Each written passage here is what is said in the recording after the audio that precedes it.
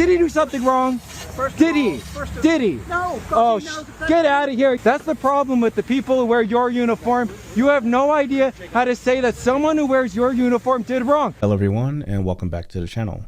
We have a new video involving Mr. Checkpoint, who is a well-known activist in the California area, filming a police encounter involving a suspect being handcuffed and searched.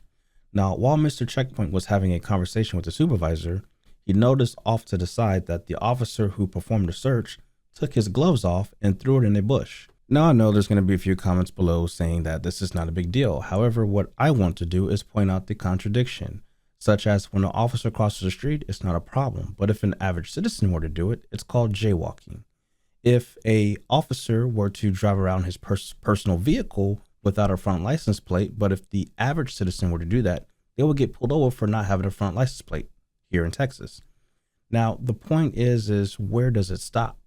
Because if officers who are supposed to be held at a higher standard can get away with these things and citizens are punished for these very things, it's not a very good look. And that very mentality is the main reason why the average citizen is losing trust in the policing community. The encounter goes just about how you expected.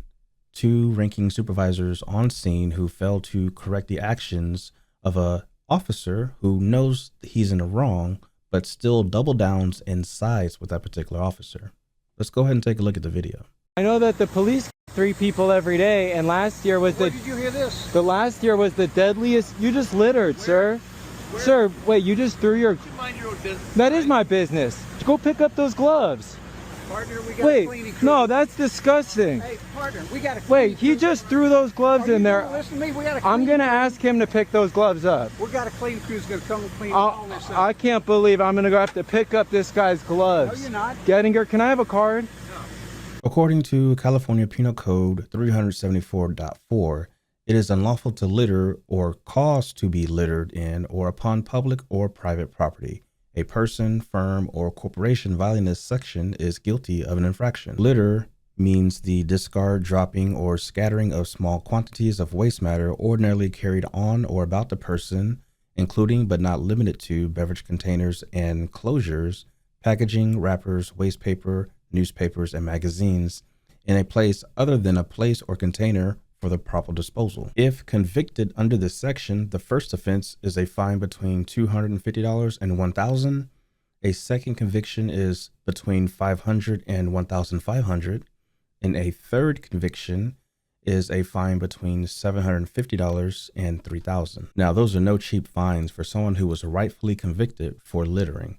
Now, the response from the supervisors is what really pisses me off.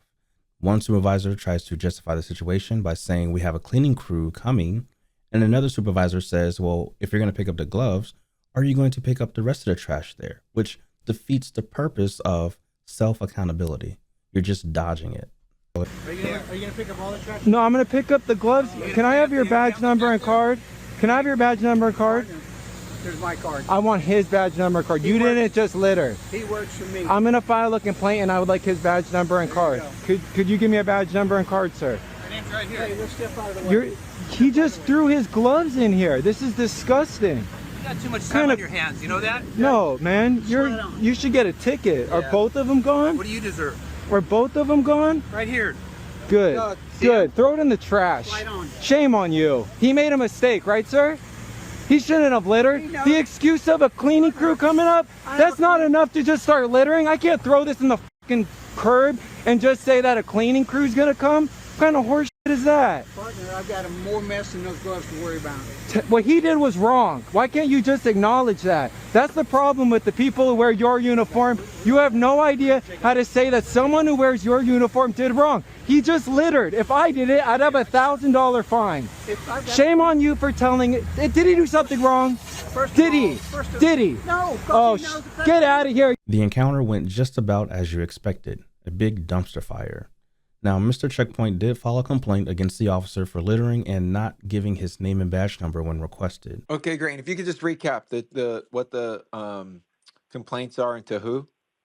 Yeah, so it's against Officer Gettinger, serial number 38741, at Century Park and West Olympic on December 19th of this year, 12:30 p.m.